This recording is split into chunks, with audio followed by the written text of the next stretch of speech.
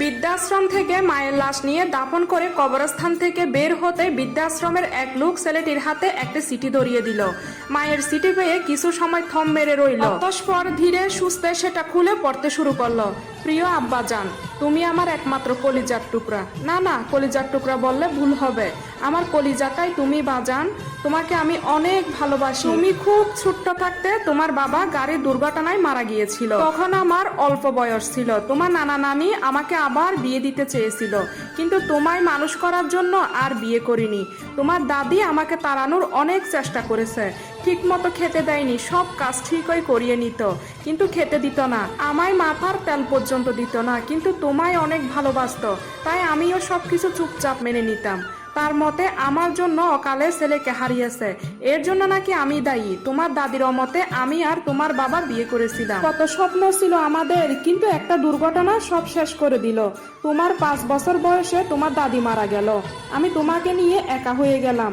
তিনি আমায় ভালো না বাসলে কি হবে, আমি তো ভালোবেসেছিলাম, তার কাছে তোমায় রেখে কাজ করতে যেতাম। এখন আমি তোমাকে একা রেখে কেমনে যাব? কত কষ্টে যে তোমায় মানুষ করেছি বাজান, তা আমি শুধু জানি। লোকের বাড়ি বাড়ি কাজ করে তোমায় পড়াশোনা শিখিয়েছি, আমি সফলও হয়েছি। জানো আব্বাজান, আমি যে বাসায় কাজ করতাম সেই বাড়ির ছেলেটাও আমাকে মাঝে মাঝে দেখতে আসে, আমি তাকেও কুলে ফিটে মানুষ করেছি। সে বাবা মাকে হারিয়েছে অনেক আগেই, আমায় দেখলেই পা জড়িয়ে ধরে কান্না করে দেয়, আমায় নিয়ে যেতে চায় তার কাছে, কিন্তু আমি যাই না। আমি কেন যাব? আমার নিজের ছেলে থাকতে আমার আব্বাজান আমায় একদিন ঠিক নিয়ে যাবে তার কাছে, সে আশায় পথ চেয়ে থাকতাম। তুমি হয়তো ভাবছো তোমার মূর্খ মা চিঠি কেমনে লিখতে জানলো।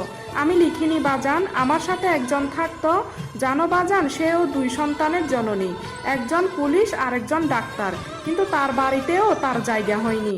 সে একজন প্রাইমারি স্কুলের হেডমাস্টার ছিল, তার পেনশনের সমস্ত টাকা পয়সা রেখে তাকে এখানে রেখে গেছে, কিন্তু আমরা আশায় থাকতাম আমাদের ছেলেরা একদিন আসবে আমাদের নিয়ে যেতে, কিন্তু আফসোস তোমরা আসলে না। নিজের ছেলেকে আমি মানুষ করতে পারিনি, তোমাকে আমি একজন শিক্ষক বানালেও আসল শিক্ষা তোমায় দিতে পারিনি। আমার কিছু গুছানো টাকা ছিল, আমি বৃদ্ধাশ্রমে দিয়ে বলেছি তোমার ছেলে যখন তোমাকে এখানে রেখে যাবে তোমায় যেন ভালো খাবার দেয়। তুমি তো খারাপ খাবার খেতে পারো না বাজান, আর মাছ রান্না করলে যেন মাছের মাথাটা তোমায় দেয়। তারা আমায় কথা দিয়েছে দেবে। আমার অসুস্থতার খবর শুনেও তুমি আসনি। শেষবার তোমায় দেখতে চেয়েছিলাম, কিন্তু তুমি আসলে না বাজান। তোমার উপর আমার কোনো অভিযোগ নেই, কোনো রাগ নেই। তুমি ভালো থেকো বাজান, আমি তোমায় মাফ করে দিয়েছি।